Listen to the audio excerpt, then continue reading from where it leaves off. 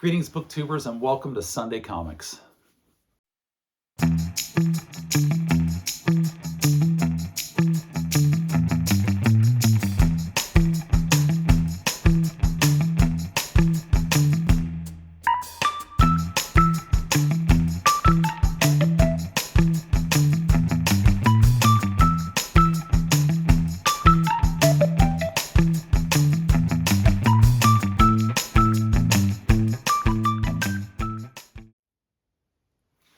Greetings, booktubers. Welcome back to Grammaticus Books. Welcome to a Sunday Comics edition of Grammaticus Books, where today we are talking about Rune, the Dark God, the villainous vampire created by Barry Windsor Smith and Chris Ulm, who was the co-founder of Malibu Comics, starting in 1993. That was his first partial appearance. And then here, this is issue number 0, Malibu Comics, Rune, which was in January of 1994. And Barry Windsor Smith worked on it from January of 1994 to January of 1995. And then he said, peace out. And the reason he said peace out is because Marvel Comics comes in and Marvel Comics kills Rune. And today we're going to talk about how Marvel Comics killed off Rune, how Marvel Comics wrought the ruination of Rune, how they drove the stake through the heart of this vampire created here by Barry Windsor Smith in 1993. So who is Rune? How did this comic book come about? In 1993, Malibu Comics was trying to get off the ground, and Chris Ulm reaches out to Barry Windsor Smith because he knows he's finishing up his work on Archer and Armstrong at Valiant Comics, which was a great comic book. It was basically a spin-off of Fafford and the Grey Mouser, but in modern times, that Barry Windsor Smith was doing there at Valiant. But they knew that he was available, and they asked him to come on board at Malibu and contribute a character to their stable of superheroes that they were putting together for their new comic book company that they were debuting in the 1990s. Barry Windsor Smith agrees, and they give him 2/3 of the legal rights to his creation, which is a 10,000-year-old alien vampire named Rune. And you have issue number 0 here that debuts in January of 1994. They had a partial appearance in Sludge number 1 of Malibu Comics in 1993, but this is his first full appearance along with issue number 1, which also came out in January of 1994. Now, Barry Windsor Smith, he does issue 0, and then he does issues 1 through 6, and a giant size issue all during 1994. But at that point, he stopped doing the work on the art for Rune, and issues 7, 8, and 9, which were the last 3 issues, were done by another artist, and at that point, Rune was dying. Marvel had essentially killed it off by that point. And I'll tell you how Marvel wrought that ruination. But let me show you the covers to these comic books because they're excellent. It's Barry Windsor Smith, the legendary comic book artist, who's doing the covers and all the interior pencils and inks, and then also directing the colorizing process, which is going to play an important part in this story we have here to tell today, the colorizing process in Marvel Comics. So this is the cover to issue number 0. Just wonderful stuff. Here's issue number 1. Issue number 2. Issue number 3, which I like that cover quite a bit. And this is a double-sized comic book here. They put 2 issues in one and issue number 3. Then you've got issue number 4, which is my least favorite of the Barry Windsor Smith covers. Issue number 5, where Rune is being irradiated by the atomic explosion at Enoch Atoll by the U.S. military in 1952, which plays into his origin story. And then the final regular episode issue, number 6, by Barry Windsor Smith, which was November or December. One second, it was December of 1994. And then Barry Windsor Smith did a giant size in January of 1995, and that was essentially his last work as a regular comic book artist and writer working on the Rune series. So who is Rune? What's his story? Well, you've got his origin story right here in issue number 0, again with this iconic cover here for Rune comic book. He's a 10,000-year-old alien vampire who has the star stones that he wears in a necklace around his neck that are carved with runes, hence the title of the character, and they give him his power and they can do almost anything. They give him superpowers. He can absorb life forces of other beings to create himself and make himself stronger, aka he's a vampire, via the Star Stones. He can read the future, and they do all other sorts of magical powers and mystical abilities that they give him. And here he's reading the Star Stones and seeing how they're portraying and letting him know about a means where he can absorb more power than he's ever imagined in his life and become the most powerful being in the universe. And that's kicking you off here with rune number 0. So he's 10,000 years old. At least he's been on Earth for 10,000 years. And they start off showing you him terrorizing a small tribe, a small village in Africa, thousands of years in the past, and intimate that he has been going around wiping out whole villages as his routine here for millennia. And then he works his way up into the 1800s, where he meets with Nikola Tesla. He hypnotizes Tesla, and he gets Tesla to divulge all of his scientific secrets so he can add those to his arcane arts, his library of arcane arts, and become even more powerful. And then the runes tell him of an event that's going to make him the most powerful being in the universe, and that is the explosion of the atomic bomb on Enoch Atoll in 1952, where there will be a release of more energy than he's ever conceived of or seen before on the face of Earth. And he goes to the atomic bomb explosion. And just look at the colorizing that's going on here in 1994, January of 1994. This is Malibu's digital colorizing department that's headed up by Albert Calaros. And it is just wonderful. It's ahead of its time here in 1994. But unfortunately, the colorizing department, that digital colorizing department, is going to spell the doom of Malibu Comics. So Rune absorbs the blast here at Enoch Atoll, but he doesn't count on the force of the radiation, and the radiation irradiates him and gives him a massive dose of radiation cancer. And now, in order to stave off this radiation cancer that is shot through, and infected his entire body, he has to absorb the life forces of more human beings than ever before so that he doesn't die. And that's where Malibu Comics and Malibu Comics' the Ultraverse comes into play, because their whole comic book line was structured around the Ultraverse, and the Ultraverse were ultras. Ultras were just superpowered human beings that suddenly developed these superpowers. They had been genetically endowed with them, or some outside force had come in and created them and turned them into these ultras. Think the X-Men at Marvel Comics, and you're not very far off. And Rune determines that only these ultra-powered human beings have enough life force and energy to sustain him. And so he starts hunting down and killing the ultras in the Ultraverse of Malibu Comics in order to continue his life. And here he is, where he's tracked down one of these ultras. He has murdered him in his apartment and absorbed his life forces.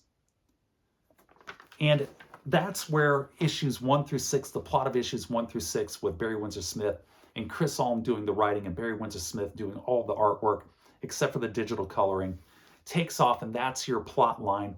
And the plot line then works in a rogue U.S. military element called Aladdin. And Aladdin is creating ultras. They've discovered the ultras. They want to create their own ultras and take control of as many ultras as they can for their own nefarious purposes, and harness their power in order to power their underground base, their secret underground base called Aladdin, that is headed up and controlled by a supercomputer, a super AI computer called Genie. Yes, you have Genie, who is an Aladdin in the lamp in the underground base. And what rogue element of the U.S. military doesn't have their own extensive underground base? And this underground base sits on top of this ancient relic that has been discovered by a general raider who's heading up this base, and he's using this ancient relic to power the base. And all of this draws Rune to this base, who then attacks it and tries to absorb the powers of these ultras that are being created, and the AI, and this ancient relic. And that is essentially your story arc here for issues 1 through 6 of Rune. So how does Rune die? How does Marvel kill Rune? Marvel wants Malibu Comics' digital colorizing process. They're envious of it. They want it for their own purposes, for their own Marvel Comics, so they can bring their own Marvel Comics up to the quality of Malibu's digital colorizing process. And so in 1994, November of 1994, Marvel Comics buys Malibu Comics and, according to Barry Windsor Smith, guts it solely for its digital colorizing process, which was being headed up by Albert Calaros. Unfortunately, when Marvel buys Malibu, Albert Calaros says peace out as well. He's out of it. And without his expertise there, they're not able to get as much out of the digital colorizing process as Malibu was. I mean, and just look at these colors. Look at the gradation. Look at the fine colors in here, and just how well it is crafted and done here by Albert Calaros using that digital colorizing process. Just spectacular.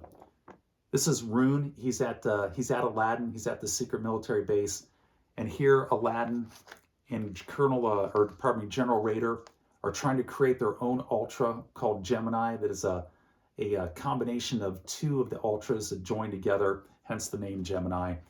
And here's Rune trying to absorb their powers. But again, the colors are just spectacular.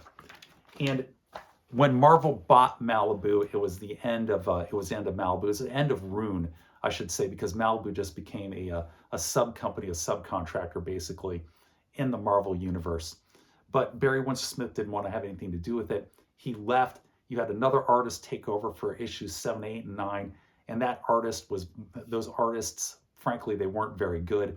So you didn't have the high quality of art that you're seeing in these comic books, and the storyline, to be blunt, was never that good. So now you've got sort of a weak storyline, you've got bad art, and it really just spelt the demise of Rune as a comic book character here, and killed Rune off with Marvel going in and doing a corporate dismemberment of Malibu Comics in November of 1994. Now, Rune did live on. It lived on in Malibu and Marvel because Marvel used Rune in spin-offs and crossovers. And most notably, you had the crossover with Rune and the Silver Surfer. Here you've got the Malibu logo up there. You've got the Marvel logo on this side with this just absolutely stunning and epic cover here by Barry Windsor Smith of Rune and the Silver Surfer. Unfortunately, everything that's in between the two covers, this was a flip over double issue. You've got Rune and Silver Surfer there on the back as well.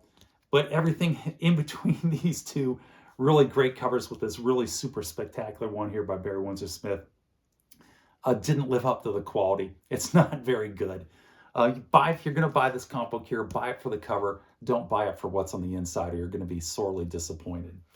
And then most notably, the most important crossover that Marvel did is they did Rune versus Conan, which was a 3-part saga. This is part 1. And this is a solid story with fantastic art. And Barry Windsor Smith comes back and he does the writing and the art for all of this saga here, at least for issue number 1 of this 3-part saga. And it is wonderful. And they're using the digital colorizing process, but there's a problem. If you look at this digital colorizing here, it's a bit muddy, it's a bit dark. The colorizing hasn't been graded as finely as it was with Malibu, and it makes it a little bit difficult to discern what's going on. The panels don't pop off the page like they did with Malibu and Rune.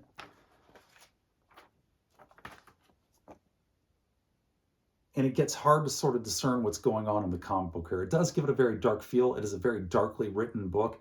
It's about Rune, who exterminates a village in the country of Turin in Conan's Hyborian age, and then Conan comes in and winds up in a combat with Rune. And the comic book itself is great, but the digital coloring process isn't up to Malibu's quality. And the reason it isn't up to Malibu's quality is because Albert Calaros had left, and the people who came on board and were running it, they were nowhere near as skilled as Albert Calaros was, and they couldn't do the quality of artwork that he did, and it suffered greatly.